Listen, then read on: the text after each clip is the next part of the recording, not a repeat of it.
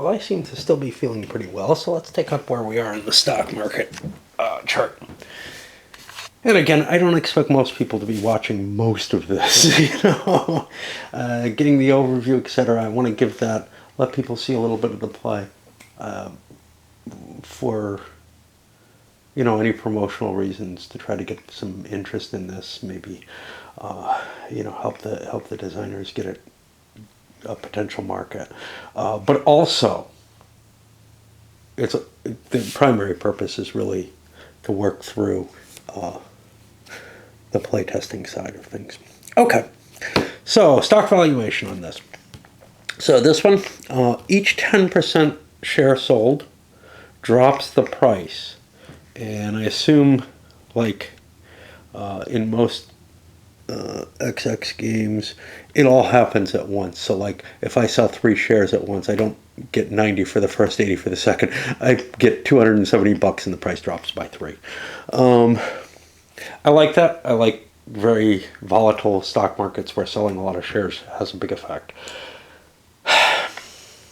If you want to limit that, I'm not sure that limiting the amount of times you can sell the shares should have an effect. It should be the tool used. That doesn't allow you the flexibility that I'm used to. But again, it would be interesting to see if that was the intention and what reasons there are for that. And what I'd really love is if the designer, instead of just emailing me or whatever, as we've been doing with our private conversations, although I try to add them into the video so anybody who is watching the whole damn thing understands a little bit more about what's going on in the thought processes. Comments on the video itself would be fantastic. So I doubt many people are going to watch these actually. At the end of the stock round, if all shares are owned by investors, I assume that includes corporations, it says investment, but it's a little tweak that probably that's the kind of thing that needs to be specified for some players. Then the stock value moves up 1 line, unless it's on the top line. Now, up and down motions never go sideways. However, when you pay out a dividend, which is greater than half the current stock price but lower than twice the current stock price, the corporation marker moves 1 space to the right. If it's twice the current stock price or higher, then the dividend is paid out. Then the marker moves twice. No more than that. If the dividend paid out is less than half the current stock price, it isn't going to move. If you meet the rightmost space on the market, your next move can be up instead of further right. So if you're blocked by that, and that's standard 1830 style stock chart. And if you operate and no dividend at all is paid, either because you don't have a train or you're not connected or whatever, the token moves 1 space to the left. And if it hits the end of the track, it'll start moving down. Okay.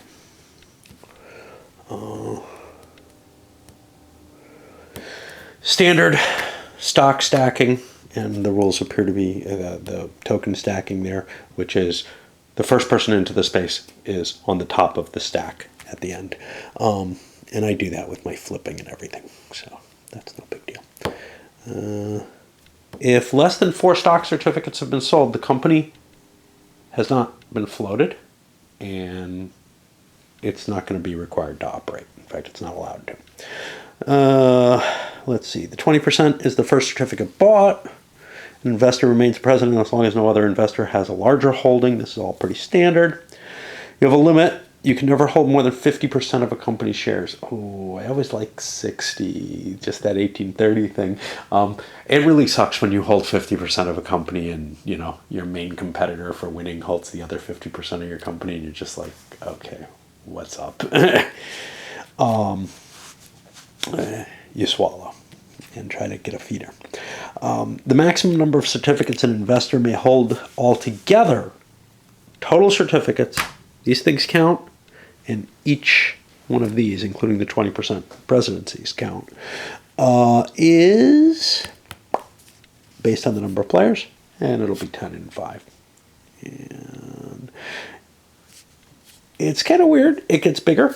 That's cool because, well, what's bad about that is it means that a small number of players will still end up starting a lot of companies. I can guarantee you that. Those 20% shares are almost always valuable. But less shares total are out, so the stock prices maneuver a little differently when you have less players. Then again, I usually avoid an XX game unless I have like 5 players at a minimum, and this game holds a maximum of 5. I'm sure this can hold 4. I find 3-player XX games, they're a little too bitter, a little too brutal. One person can just dominate the whole game. Okay. And even with decent players. Floating a public company, once 50% are out, the corporation floats. And at the beginning of the operating round, the president will get the charter, the cash that's been paid, etc. Obviously, you have to keep the cash on the corporation separate from your own cash, unless you're allowed to steal it through these. During an investor's turn, the investor can sell any amount of a public company's stocks, except that no stock may be sold during the initial stock round. So this may clarify that. No further stock in the company may be sold to the open market if the open market already holds 50% of the stock in the company. Fair enough. And the president's stock certificate may not be sold in the open market. This is kind of interesting. This does not cover any of those additional limitations. So whatever is covered in these 2 sections has to be included in here. You have to have it all kind of in one place, I think. Okay. Even if it's just a reference back to those. Okay. Standard change of presidency here. If somebody holds more than the current president turns in his 20% share for 2 certificates of the person who holds more. You cannot sell off the presidency of a corporation if no one holds 2 shares. Again, standard. Well, yeah. Okay. That can allow you to sell all your shares because you temporarily turn your 20% in, and I believe that's covered well enough. I don't expect this game is going to be picked up by non-XX players initially. So my feeling is kind of the expectations of an XX game. Anything that's not that should be very, very clear to see. Anything that is in the expectations, I find I'm a little easier in letting it gloss over. Okay. President's certificate can never be in the open market. Exchange of stock certificates may end up with the president holding too many certificates, more than his certificate limit. He still can't go above 50%. If this happens in his next stock round, see, here's the problem. The investor's next stock round turn. There's the correct usage. And you gotta be careful, because if it just said next stock round, that doesn't make sense. There's a very formal language here. Selection of a new president. It's normally the largest stockholder, but if multiple people have the same, it's going to be the next in line according to the priority order from, I think, the president's position in there. That would be the normal mechanism in play. It's a little weird here. It says who's next in line to the president. I feel like that needs to be clarified a little bit more, because this is a weirdness. Normally, you're just going by seating order. It would be the next player to the left, whatever. Stock transactions involving the open market. Okay, maybe it's here. Investors can't sell stock directly to one another. They deal with the open market at the price on the market. Sales lower the value, but it's not until you get all the proceeds. Still nothing about those other limitations which involve the open market. It might have shown up here instead. After all investors have had their first turn, presidents of the public corporations may also buy or sell one share per stock round. Okay, so this is again weird.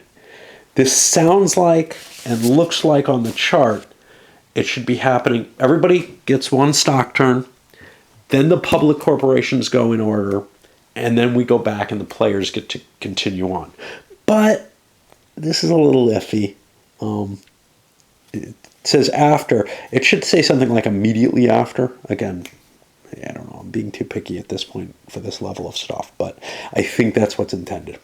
Public companies corporations, at any time own a maximum of 20% in other public corporations. However, a public company can never hold the president's share in another public corporation, as the president's share can only be owned by an investor. Okay, so here's the problem. Here we're saying only owned by an investor, but remember the stock value only goes up if it's in investors' hands. I really think they mean in the corporation's hand, but we're seeing a dichotomy in the terms again. Okay. There's a lot of care that has to be taken here. And this is the kind of thing, this is what people will do. If they don't understand something, they'll try to boil down and find clues in the wordings. And, oh boy, that gets me into trouble with like Azor Wish stuff where, again, it's written or translated, but I think it's actually rewritten in English. I think Thibault writes good enough English. He writes the rules in it. And honestly, his French rules are just as bad, having looked at them and talked to various people who are fluent in French, native French speakers. They're really troubling. But I had to get into his Kickstarter. Okay. Not that anybody cares. Okay, operating rounds. All right. So the other big part in an 18xx game is how the corporations operate. And again, fixed times. So after the first stock round, you go to the first operating round, which is number 11, to tell you how many are remaining. The corporations operate in stock value.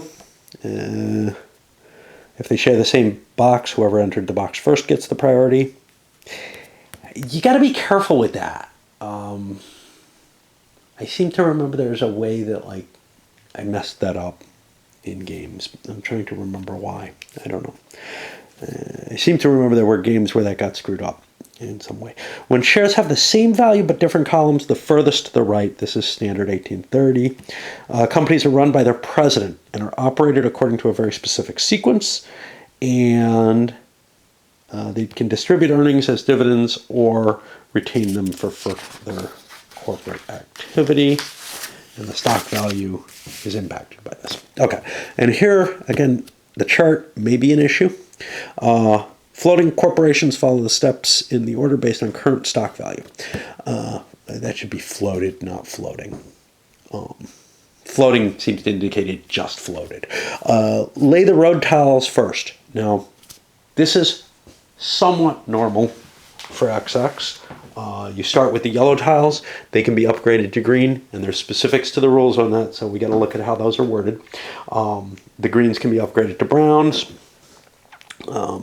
But you may have to pay a cost. When you lay yellow tiles, you may have to pay the terrain cost for the space. You don't have to pay a cost for upgrades. Then you're allowed to play a supply depot, which is one of these little tokens. Bases, essentially, even though they're called something different here. Then you run your choo-choos, transports. You count up the amount of dividends that you get on the spaces. The stock, you move the stock on the stock market depending on revenue dividends. At the same time, you're making the decision on the dividends. And then you're allowed to buy new transports. You're not allowed to buy more than 2, and you must buy a choo-choo if you have a connected route and you don't have a choo-choo. You must always have one. Okay, to the specifics. You have to have the cash on hand at the time you make the purchase. You can't wait until, after some other step where you might have the money. There's no loans in this game. Okay. Road construction. So, you're allowed to build up to 2 yellow road tiles or upgrade an existing hex from yellow to green, green to brown, brown to gray. The first road hex to build costs you nothing plus whatever terrain is there. The second one costs you 20 extra bucks to build plus whatever the cost of the terrain is. So building that second hex costs you money. This game eats up money fast, which is funny because it runs the trains fast too. But all right, there's a very limited number of tiles in the game, and we've got the wording on this. Just color text.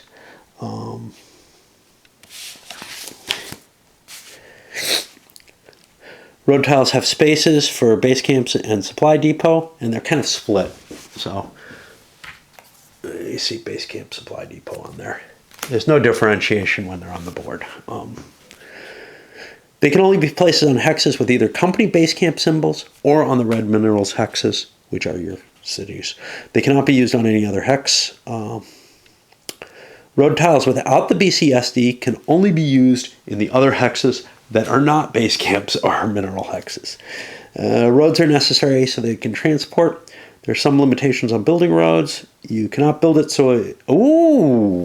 you cannot build a road tile in such a way that it blocks an earlier completed route between two hexes.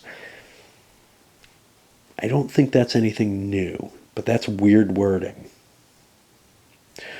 A road tile may never be built so that one road section leads off outside the crater or onto the rift unless the building company owns the Space Bridge Core private, which is weird. So this is badly worded, I think. A road may never be built so one road section leads off outside the crater or onto the rift unless... So the Space Bridge Core, I think, is only meant to deal with the rift. It's not to allow you to build off the map or even just leave trailing ends off the map, I think.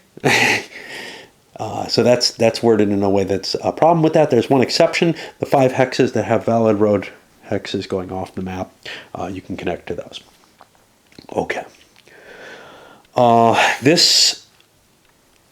new road tile may never be built in a way that blocks an earlier completed route between two hexes. I don't know if that's the best way to word this. What's usually used is somewhat confusing, which is that it has to maintain all track on the thing. So for example, this wide curve here, I can play a piece in replacement. It wouldn't be on top. As long as I maintain all the track there. Now they say things like connections too, so maybe this is just as good. The problem that I have with it is it seems to imply that, it can't undo track going nowhere, and that's not standard. And I really doubt that that's what's meant. Okay.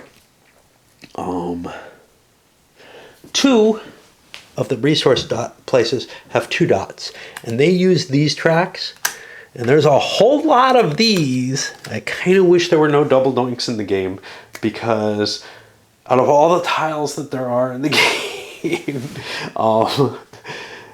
there are a whole lot of double doinks for the number of them that are available. You have so much choice with them and so little with normal things. And I mean, it just keeps going, right? You still have 4 of them available to you here. And they don't upgrade. You're kind of forced into a brown in some cases. I don't know. Okay. These have the same cube for both resources there, and you're allowed to loop around and hit them twice with a single train, which is usual. That's the 1830 rule. Okay. There are 4, but you're only allowed to have one base, one depot or base on a single tile. In this case, it would be one depot. There are 4 different train types. We have them listed here. And they've got their costs on the map, and that is all pretty easy. Upgrading track doesn't cost you extra. All credits are paid from the public corporation to the bank. You don't have to ever lay track. replacement of road tiles when green becomes available. They may be used to replace yellow tiles which are already on the board. A replacement must always, this is the normal, always maintain all existing roads that are already connected with other hexes. What does that mean? That's a very specific wording. It makes it sound like the track connects to another track. That is not normal if that's the case. Similarly, when browns become available, they may be used to replace green and gray replace brown. So then we go further. When upgrading a road tile, a new tile can never be selected in a way that would disrupt or alter an already existing road connection from the tile. And that sounds more like what I'm used to, where it doesn't make it sound like it's going to another hex. This has to be really, so this one says already connected. This one says connection. I get the feeling the intention is to make it the normal XX, which is, I got some track down. Let's just get some. I got some track down here. We'll do this example. I got some track here, and even though this doesn't connect to anything, I can't do this. I can't say, okay, well, we'll just play this. There may be other reasons I can't play that, but and we'll see that in a little bit. Because this is key. A company may only replace a tile if at least part of the road on the new tile is part of a route which is open to that company. At least part of the road on the new tile. It's not part of the new track. So I would still be allowed to build some kind of weird track that I can't actually reach. Even if that's the only new track. Okay. That's always been something you have to be careful of the word. Okay, the launch pad. This functions as a route ending hex until the future one landing rocket lands on the moon on OR5. Now here it says OR6. Don't know. Okay. One of those is correct. Maybe both are. We'll keep going. When this happens, roads can be built so transports drive through the launch pad hex as other minerals hex. Yeah, okay. So I think what happens is it's worth nothing at all until OR6. It says OR6 here too. When OR6 happens, this comes down there and it marks that now this counts for something, and it's a drive-through city. It's not 6 little bubbles. It's one big bubble. And you can't put a token in it. You cannot block it. Okay. Which is why you do not want to make your +20 marker be right next to it. Okay. Base camps. The yellow roll tile in the pre-marked base camp hex for each color can only be built by the holder of the president's share of that corporation. As soon as the corporation floats, the base camp token is placed on the map and will remain there throughout the game, and then road tiles are built and upgraded around it. Once the yellow tile is built, any corporation can then upgrade it to green, brown, or gray by normal rolls. Not stated, but probably not needed. Please note the starting hex for the corporation entering the game in the first stock round entering the game first during stock round 3 cannot be built on by any other company. The starting hex for the company entering the game first during stock round 3. Okay, that's the withdrawn corporation. Cannot be built on by any other corporation. It will get to build it's treated like everything else. It will get to build its track. No one else can go through that track. That probably isn't that big a deal to push out. So the big deal here is it's not like 1830. You can't build track incorporating some other corporation and then that corporation springs up possibly in a really horrible position. That doesn't mean you can't screw a corporation though. I found out that this guy got screwed really badly in the game I played. Okay. Just by tokens around him and stuff and track around him because the track is very limited. Right. Basecamp and Supply Depot. Company tokens declare company rights when placed on a minerals resource and are strategically important when securing important rights and potentially blocking other corporations' routes. They have two effects. They prohibit rival corporations from running transport routes beyond them. This is normal. We'll get into that a little bit. At least one of them are a mandatory touch point when calculating valid company transport routes. When a public company starts its first turn of operation, the double token is placed at no cost at its base camp. Supply depot tokens may be placed by a company during the operating round on any minerals resource hex for 25, 50, and then 75. So this is, a lot of games have this. There's going to be 3 tokens, and they have their prices listed here. And the first one is cheap. Okay. This is paid out of the corporation to the bank. If they don't have enough money, they can't play one. They can play it on any mineral resource hex which is connected by a legal route to the corporation's base camp. You don't have to run a train on that route. You just have to be able to. You just have to be able to get there without being blocked. There must be a vacant space to take the token, and some mineral tiles are going to have spaces for more than one token, and that comes as you go to green. You get 2 spaces. As you go all the way up to brown or gray, some of them have 3, but you actually have the choice between, hey, is it a 2-dot city or a 3-dot city at brown. I think at gray they all turn 3-dot. Yeah. Not a lot of grays get on the board though, even though there's a lot of gray cities.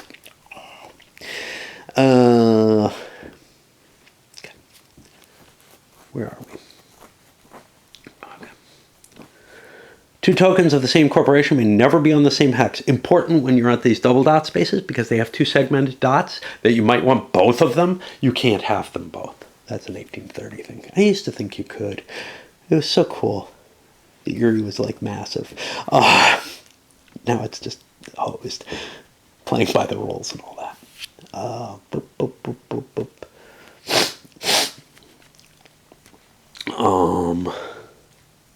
Company you can only play one depot per round. You can run routes into a minerals resource hex that's occupied by other corporations' tokens, but it's a terminus, the endpoint of your route. The route may not extend past it. This restriction also applies to placing tokens themselves. You may not place a token on a minerals hex, which can only be reached by passing through other ones. This is how they're blocked. It's standard 18xx.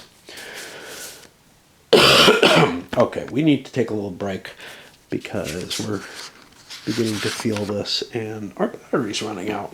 Because when I read the rules before, oh, my battery's been cranky.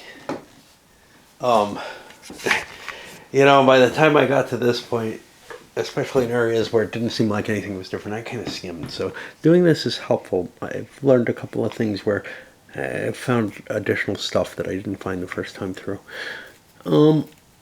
Okay. Some flavor text or whatever about making money. Yeah. I know I'm tired. Okay. A route is a length of road. Joining 2 or more stops in the company bases, mineral resources, and out of crater connections. Some stuff about, hey, why you can't treat the track differently than other Ag2XX. That's fine.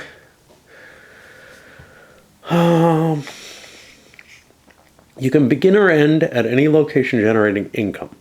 The roads leading out of the crater may be the start or finish of a route, but they can't be part of the middle of a route. At no time can you use the same base or supply depot twice over on a single route. Let's keep going. When 2 or more routes are being used in the same turn, i.e. you have 2 trains, they must be entirely separate along their entire route, except they may meet or cross at cities or use 2 independent tracks of the same tile. This is standard XX. Every route used by the company must include at least 1 hex occupied by either the company's base or a supply depot. So you're not forced to stick to your base. It just becomes another place, and the only special thing about it is it has its own pricing chart, similar to the different terrain types. It's also the case that other people can run to your base and collect money off of it. That was one I wasn't sure of. The rules seemed to indicate it, but it felt like that was something that seemed like it wouldn't necessarily be the case. Okay. So the number on the transport is how many income collecting locations it can hit. From the terminus through any that it's allowed to run through because there's empty spaces or your own tokens on them, to the end terminus, following a contiguous line, and this is all pretty standard. So a 5 transport can connect 5 different income generating locations. You don't have to use up all the number on your train. Now, if you run between 2 outside crater locations that match one of these, you get cash based on whether the orange trains or the gray, whether the brown tiles or the gray tiles are available. You can't do it before that. And you get a bonus added to your route. That bonus is kind of iffy. The cost going off the map is low. 20, by the time you get late in the game, you're hitting a lot of things that are 40s and such not. And very quickly, that becomes not such a big goal. These numbers may be wise to make those numbers bigger. I found them not worth playing for. Now, if you end up with a 10 train and the map's kind of crowded, but there's a straight route across, maybe you want them. But in general, I could find better routes without cutting through that. Part of the reason for that was there was a white here. That would have been useful at times. But in general, I just could not make extra money from them. So that's one thing design-wise might be desired. Okay. Revenue, you count up all the value as your total income, just like a normal XX. Remember, you have to worry about this. That makes it a little bit more difficult to make the counting. Especially, you're looking at a color token, the color of the tile, and trying to make that translation there. There was some discussion that component-wise we might make it easier, or the designer might be able to make it easier from, I take credit, whatever. What's wrong with me? Whatever color, what you have to do here is you have to look at this color, the color of the track, and make a comparison there. And it's a hard lookup that you're doing for every number you're counting. Whereas in a normal 18xx game, you have a number right sitting on the track, right on the tile. And you're just adding those up. That itself is a burden. My first thought was to have sort of little long counters instead of these cubes, and those counters would have the 3 different colors on them. So yellows with the price written on the counter, and it would be something, it would take up more real estate on the hex though. That's the problem. What the designer was considering was, hey, instead of, you actually don't even need the colors on these necessarily, but you could have them, all plain colored cubes with colored writing on them or something, with the prices based on what type of tile they are, So the red cube would have a facing for the yellow tile, which would have a 30 on it, a facing for the green tile, which would have a 40, 50, and a 60. Another option would be to use those weird little 4-sided counters that you rotate. I'm always looking to use counters instead of wood. I don't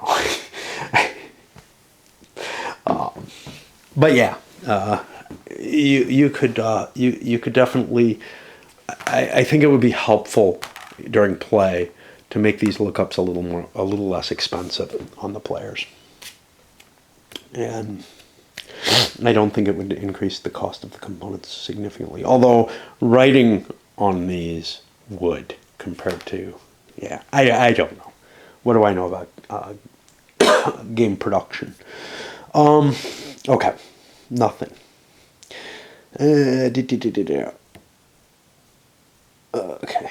And you add up all the locations that you hit and get a total value. If someone who, okay, if any investor, now it's not clear if you have to be an investor in the stock or if you're just a player who seems to be an investor, or could you be the president of a corporation that's investing? I don't know. Whatever that is defined as, and it's not clearly defined in the rules, but it seems to be any player. If they point out a higher value than you've discovered, you must use it. Then you decide whether or not that is going to be paid out as dividends or just drop it in the company treasury. If a dividend is paid, each 10% of the corporation gets 10% of the dividend value. If it's to players, it's just cash in their hand. Corporations get a cash in the credits. Corporations get credit for whatever's in here in their track, and the open stock market just goes back to the bank, so you don't even count it. In addition, money, it can affect the stock value, which we've already discussed. Now here for the first time, we talk about something and it's not noted when this happens. Maybe it happens during the revenue phase because of being noted here. Note that earnings from a private company owned by a public company are paid into the public company treasury. Okay. Normally that's done all at once. All the corporations, all the privates run before any of the corporations run. That is not specified in this rule set and probably should be when the private companies run. This seems to indicate that the ones corporations own run when they generate their revenue, which doesn't make sense because it's not added into that revenue.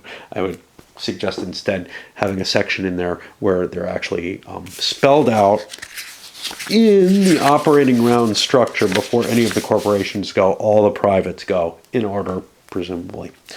Anyway, that's pretty standard. It's just not in there. If the president chose to withhold the dividend, the total amount goes into the corporate treasury. Doesn't matter who owns the stocks, and the stock value will go down for that. Okay, we're getting close. Okay, you get 10% of the total revenue for every 10% share. Yeah, this is all what I explained before, and it is the same as I explained it. It all makes sense. Then, after the corporation collects its revenue and does its dividends, the president must make sure that there's at least one transport at the end of the operating round. No, at the end of the company turn in the operating round. That should be specified. Yeah. Being pedantic, but transports are bought from the bank in order of size. There are no special rules on the transports. You must buy a 2. Once all the 2s are gone, you must buy a 3 if you're going to buy a train. After that, from here, you work down in linear fashion. The only difference being you can buy from other corporations, just like in most XX. Okay, you're allowed. Oh, here it is. So remember where that one chart said 4, and earlier in the rules it said 4. A company may own a maximum of 3 transports until the first 5 transport is built. I knew there was a place where they had to disambiguate. That'll get cleaned out in revisions, etc. The number is then reduced to 2. That's all fine in there. A company which finds itself with excess corporate transports must immediately scrap the surplus which are moved out of play. For example, a company owning a 2 transport and 2 3s may buy the first 5 transport. The purchase automatically scraps all 2s. Huh? Well, sure. Interesting. The scrapping. Wow. Okay, so the 5s kill the deuces. I'm used to 4s killing the deuces in 1830. The 6s kill the 3s, which is fine. We've just moved the 5s to kill the 2s instead of the 4s. Okay.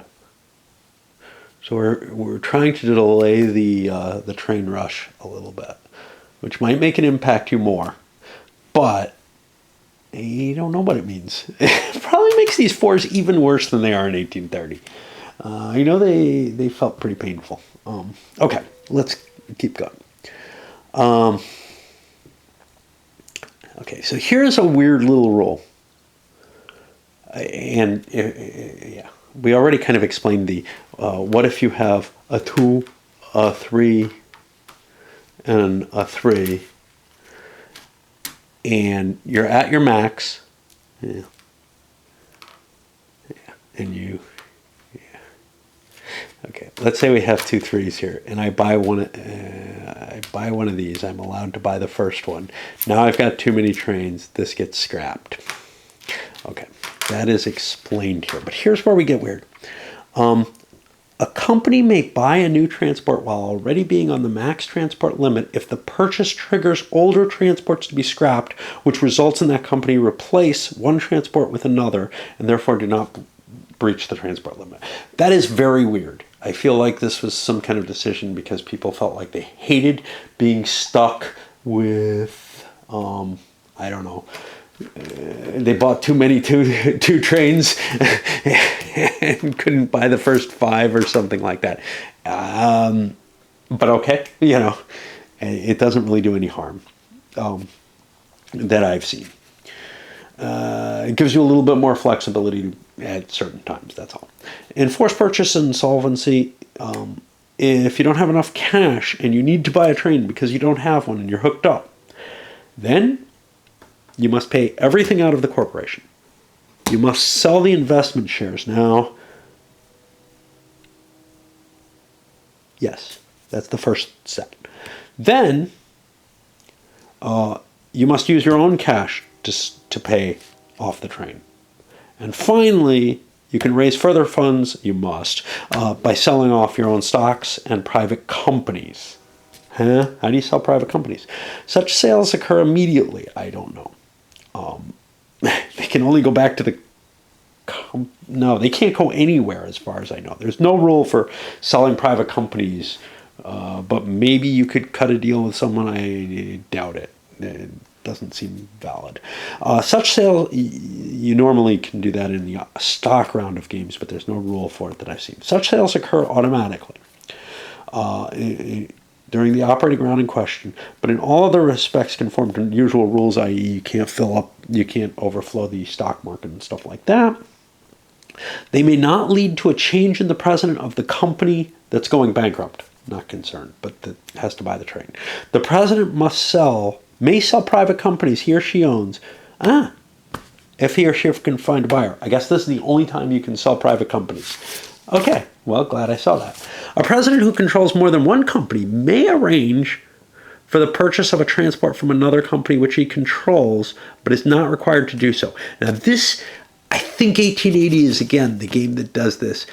You can't freely transfer trains between players' corporations. Only a single... You have to be the president of all the corporations involved in this. That's usually the case in an 1830 or something. The only reason I can see for preventing that is some worry about kingmaking or something like that. I don't like that additional restriction terribly much, because sometimes it's in many players' interests to move a train, even one that just doesn't count, just to get a little bit extra money and to cause a phase change or something like that. But okay.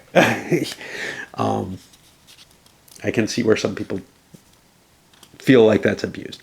If the forced sale of stock is okay. So normally you're able to arrange the transport, I assume, between your corporations. I don't remember that.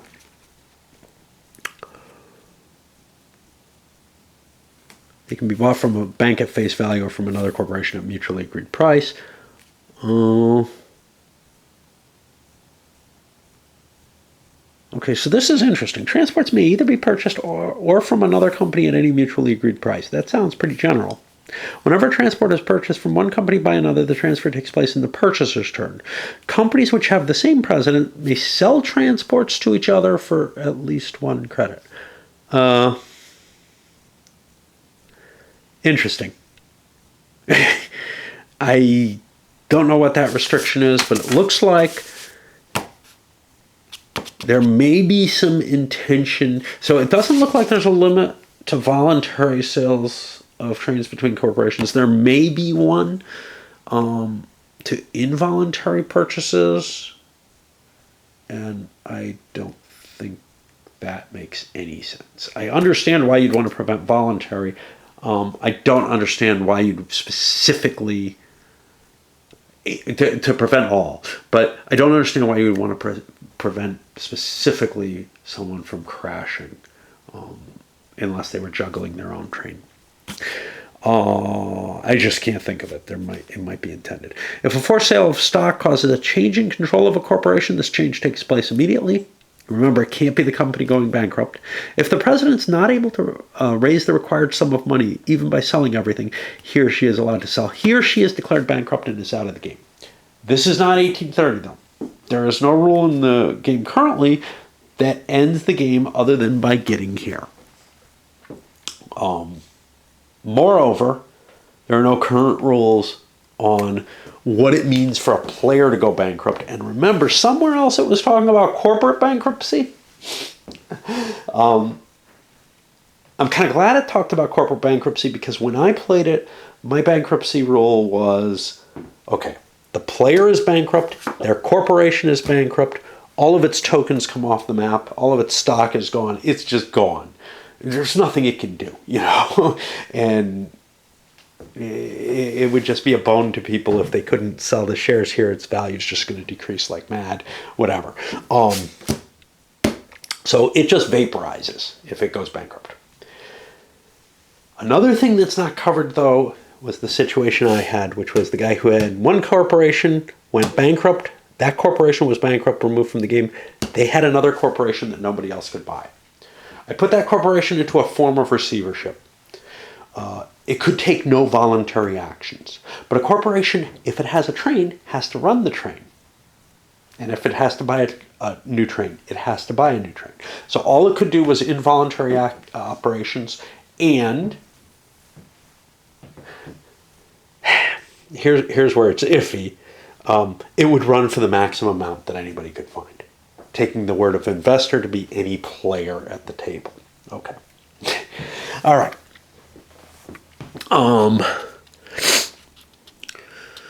Okay. Multiple people can be bankrupted in the game. I know 1880, which has similar rules like this. Again, I keep thinking it's that. I may be wrong, but I believe 1880 has similar rules to this, where one person can go bankrupt, they disappear from the game, and they're left twiddling their thumbs watching people play, which might not be as bad as being left with like $20 and 2 shares of a crappy company, which can happen equally well. And they're stuck, they're out of the game at this point. Other players keep going. In 1880, if a second player goes bankrupt, the game ends. And it's the other one with that kind of fixed stock track. I don't know.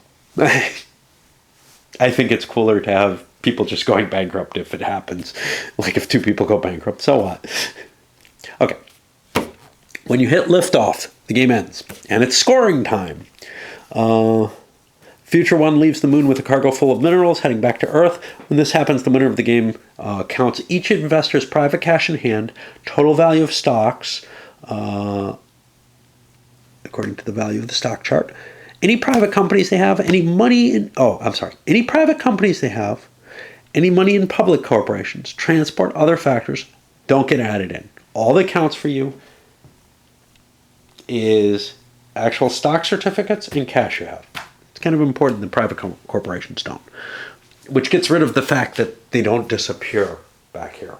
Some games allow you to hold on to, if the game ends early and private corporations are still in play, they count face value or something. Not this. Okay. There is nothing special here. Notably, no bankruptcies, no running the bank out, which is why it's just a minimum of $6,000, which makes me happy that I don't have to count out my money like I did before. And it's still over there. I haven't moved it yet. And then one other, the big thing that's missing here is what's the rule with this? And again, that's under development. What I'll be using is what he suggested, which was based on the spaceport.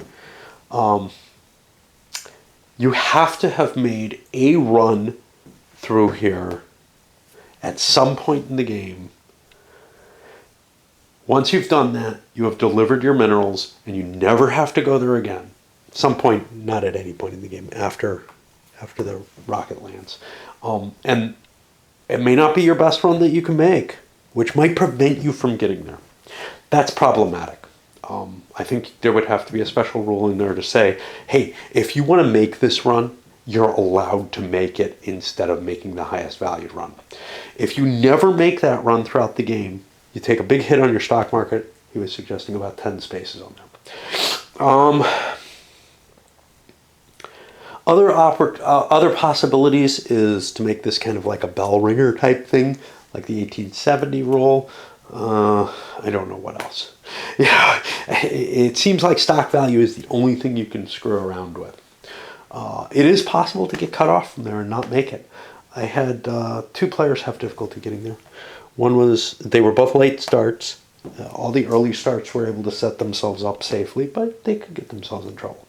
One problem is, how do you mark that they have this? There's no counters for it. Well, by the time they have to worry about it, all the 2 trains are probably gone. So you've got 5 of these. That's enough to mark 5 of the 7 companies. One of the 7 companies is probably sitting on the spaceport, and, well, whatever. You know, the last corporation, well, once that happens, you probably don't need any markers anymore, right? So I think you can just use the yellow trains for that in most cases. If not, whatever, throw a quarter on them or something. Okay, let's take a look at this chart, make sure this all makes sense. This is probably just a duplicate of what we saw. You cannot sell shares and that you just bought shares.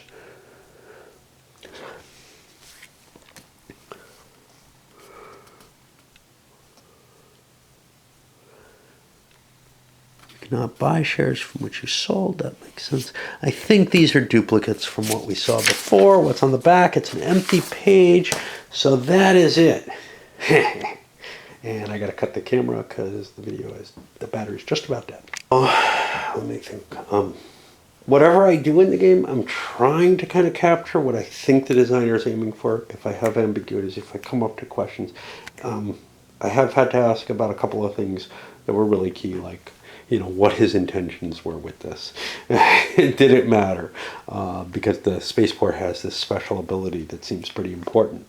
Well, now that we know that. I did want to say something.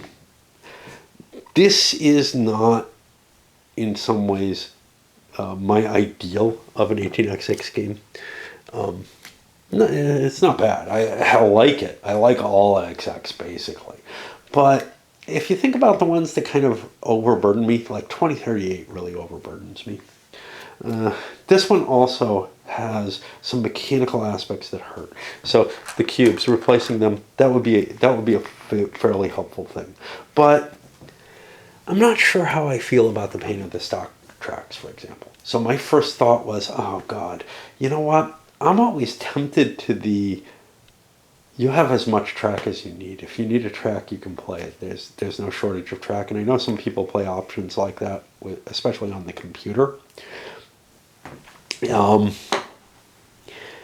I kind of favor that because I know what the patterns of the different track are. And I just think, oh, if I play this well, I should be able to get there. And I don't like the idea of trying to capture track positioning.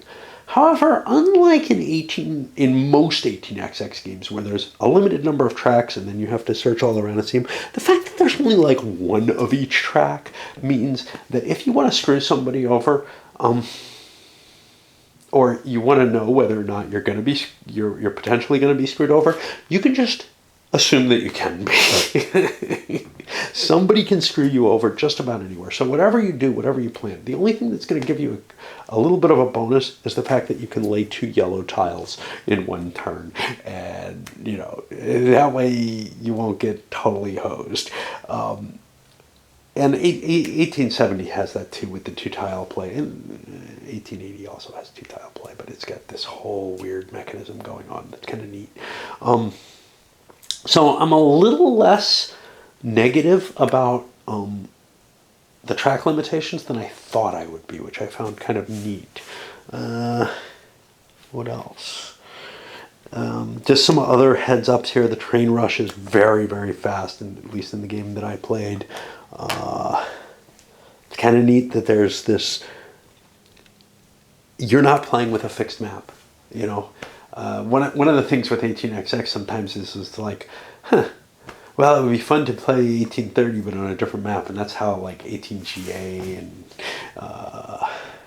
I don't know, some of the other ones that are really like sort of stripped down 1830, but they mostly have the same rules, but they're a little less harsh in some ways, and then they're just a different map, and it's kind of like, what's the excitement with that? Well, this one just gives you the different map each time. I mean, not wildly different, but where the resources are is much more important than most things about a map. So, you know, where the big cities are, where the ones that you want to be able to grow up to the big value.